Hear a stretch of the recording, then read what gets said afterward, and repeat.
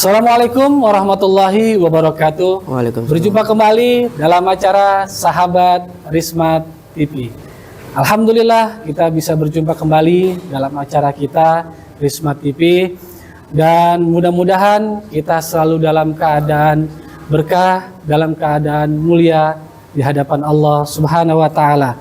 Sahabat Rismat TV yang dimuliakan Allah, pada saat ini kita kedatangan seorang narasumber yang profilnya yang kita ketahui yaitu tokoh agama yang sangat muda.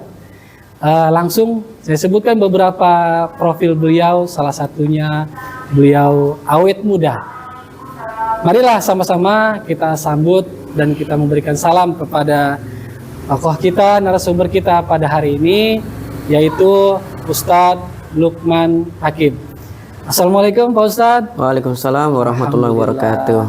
Seperti yang tadi saya sebutkan, beliau awet muda. Gimana kabarnya Pak Ustadz? Alhamdulillah sehat. Alhamdulillah ya. Alhamdulillah. Langsung saja nih Pak Ustadz. Kita ingin menanyakan beberapa hal kepada Pak Ustadz. Yang pertama, kegiatan Pak Ustadz nih dari pagi menjelang sore dan malamnya gitu Pak Ustadz, kegiatannya apa saja, aktivitasnya apa saja, apakah di rumah ataukah dinas ataukah kemana gitu Pak Ustadz? Alhamdulillah ala kulli hal, ya kegiatan setiap hari itu ya dari pagi sampai asar itu di sekolah mengajar ya di salah satu sekolah dasar Islam di daerah Ceger, ya Yayasan Al-Ikhwaniyah, Pondok Pesantren Yatim dan Duafa, pimpinan almarhum Al-Maghfurah Kiai Haji Muhasar bin Haji Baran. Nah, sore harinya seperti biasa istirahat sebentar ya Ustadz ya. Kemudian dilanjut lagi maghrib ngajar anak-anak ya TPA di Masjid Baitul Akbar. Selanjutnya ya seperti biasa kalau tidak ada jadwal mengaji ya sudah istirahat seperti itu Ustadz. Ya nggak heran ya kalau kita perhatikan beliau ini sangat muda ya. Dengan aktivitasnya dari pagi sampai sore, beliau terlihat selalu ceria di hadapan anak-anak muridnya dan anak-anak santrinya. Dan gini Pak Ustadz, yang berikutnya kita ingin menanyakan bagaimana keadaan keluarga Pak Ustadz, istri, anak gitu Pak Ustadz. Dan mereka itu anak-anak Pak Ustadz ke sekolah di mana gitu Pak Ustadz? Alhamdulillah keluarga semuanya dalam keadaan sehat ya. Saat ini ya udah punya anak 3 buntut. 3, oh ya, iya. Ada rencana mau nambah lagi Ustadz? Ntar lu dah Ntar dulu ya, ya, tapi tetap itu udah kuasa Allah mau tambah silahkan ya.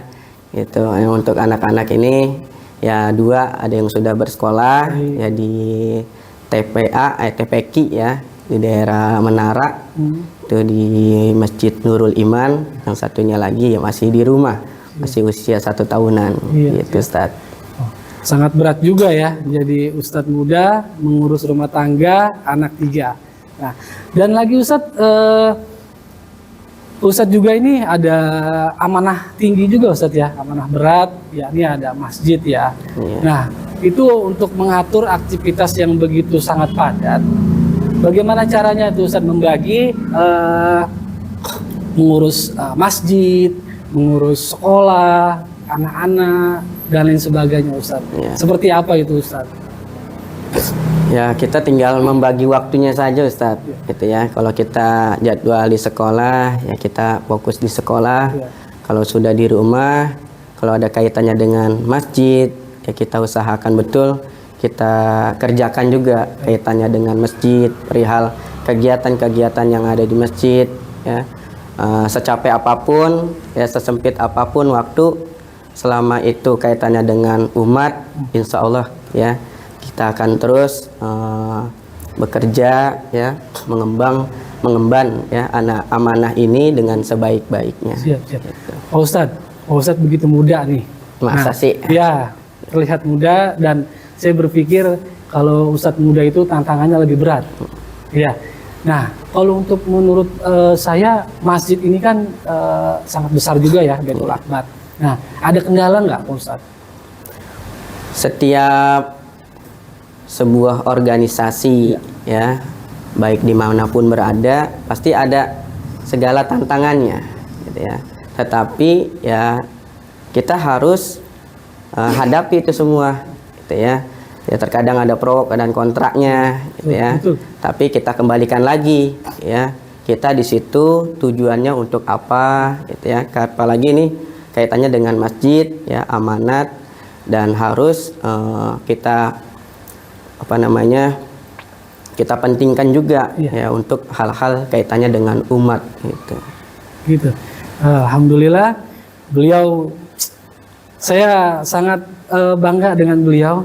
Nah, muda, bermanfaat, dan mudah-mudahan kita doakan selalu beliau dalam keadaan sehat walafiat. Amin. Nah, Amin. pertanyaan saya selanjutnya, Pak Ustadz.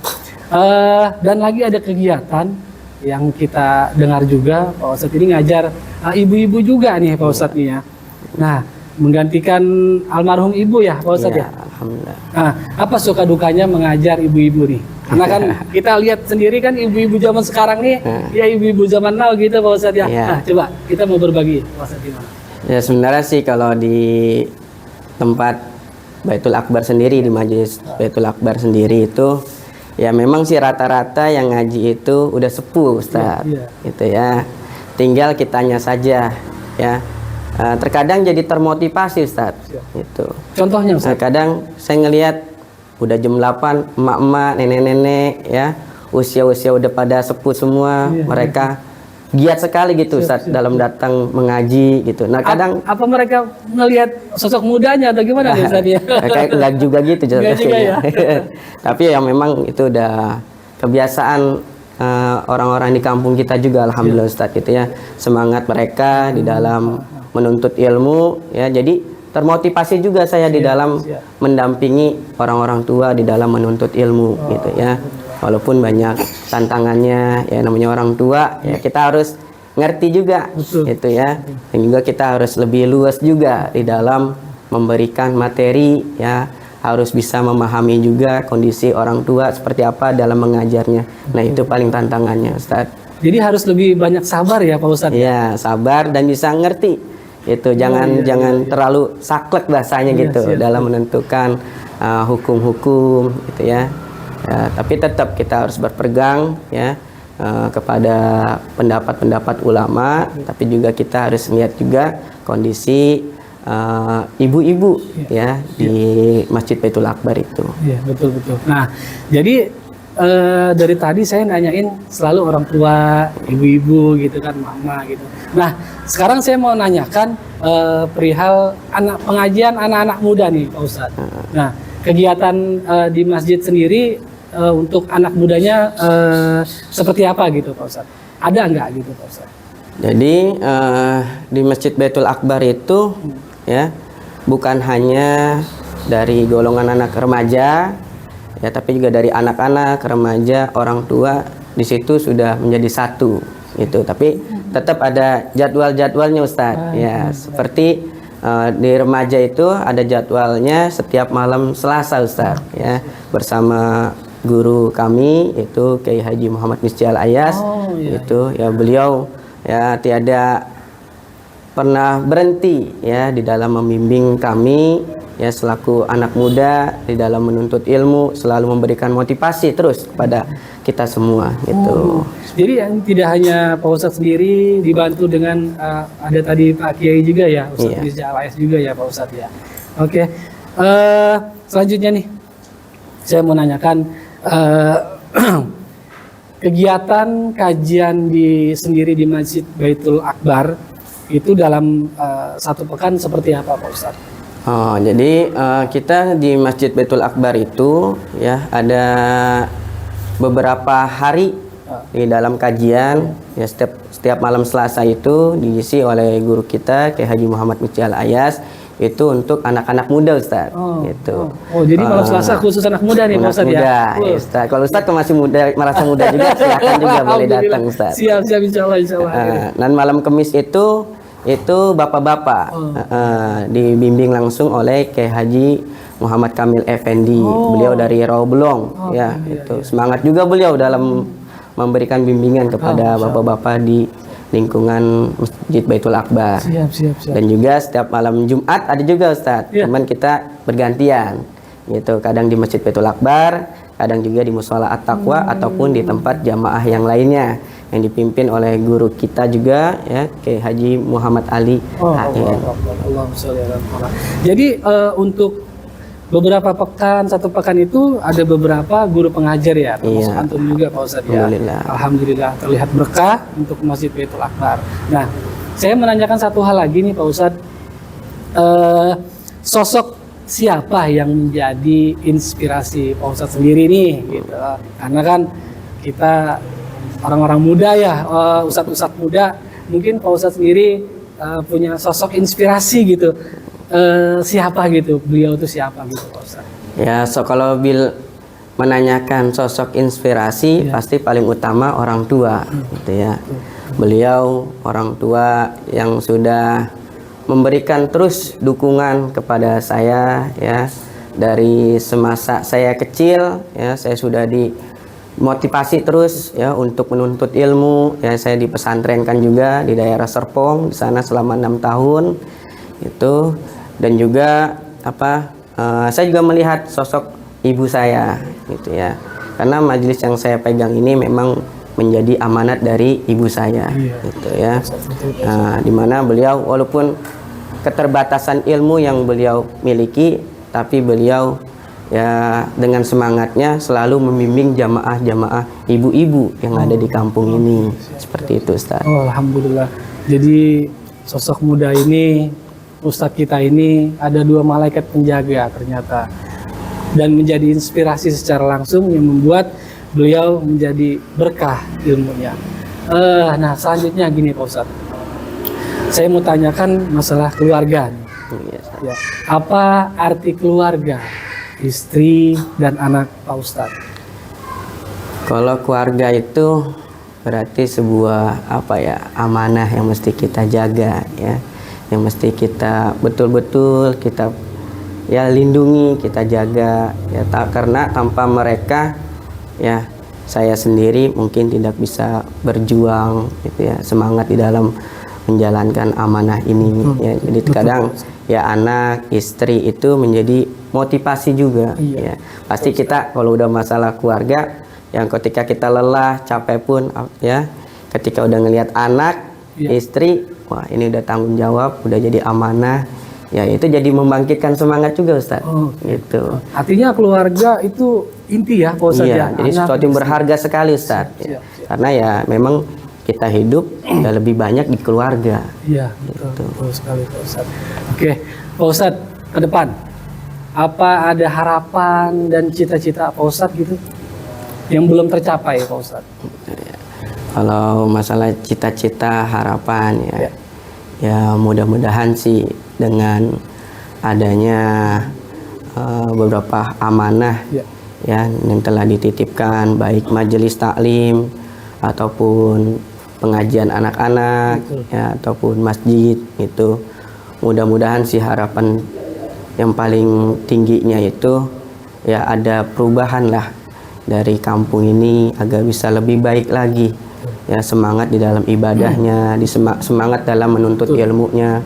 Mudah-mudahan ada generasi penerus ya yang bisa membawa nama baik ya buat kampung kita ini. Seperti itu Ustaz.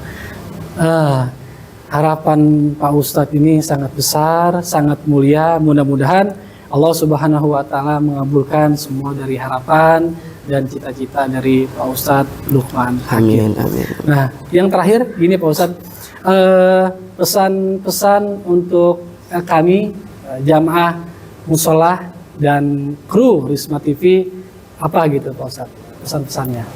Ya pesannya itu ya kita harus tetap semangat ya di dalam mengembang amanah ya, baik musola ataupun di majlis taklim gitu ya, dalam menuntut ilmunya, dalam hal ibadahnya gitu ya. Walaupun banyak sekali cobaannya ya Ustaz ya, di dalam menjalankan ibadah ya, ngaji kadang susah banget Ustaz ya. Kadang buahnya ngantuk ya, kalau nggak ada kopinya nggak enak banget Ustaz. Betul sekali Ustaz, betul sekali. Kayak oleh karena itu mudah-mudahan dengan adanya program seperti ini Ustadz ya bisa membangkitkan motivasi buat jamaah semuanya nih ya yang menonton Risma TV ini, mudah-mudahan terinspirasi ya, karena saya lihat kemarin sudah banyak sekali narasumber yang memberikan inspirasi gitu ya. Mudah-mudahan orang-orang yang di luar sana yang sedang menonton Risma TV ini juga termotivasi, terinspirasi, sehingga harapannya mudah-mudahan kampung ini bisa lebih baik lagi. Alhamdulillah. Sahabat Risma TV yang dimuliakan Allah Subhanahu wa taala. Alhamdulillah telah kita dengarkan bersama, kita telah wawancarai Ustadz muda kita, tokoh agama kita, Pak Ustadz Lukman Hakim. Dari beberapa pertanyaan bisa kita simpulkan bahwa beliau memperjuangkan agama Islam, syariat Islam begitu sangat berat tanpa dorongan dari kedua orang tua, dari keluarga inti dan sekitar wilayah masjid maupun wilayah tetangganya. Yang kesimpulannya pada malam hari ini, mudah-mudahan kita bisa menimba ilmu di dalam Risma TV ini dan kita bisa memberikan motivasi untuk orang lain agar hidup kita bisa bermanfaat untuk orang lain. Amin. Demikian, assalamualaikum warahmatullahi wabarakatuh.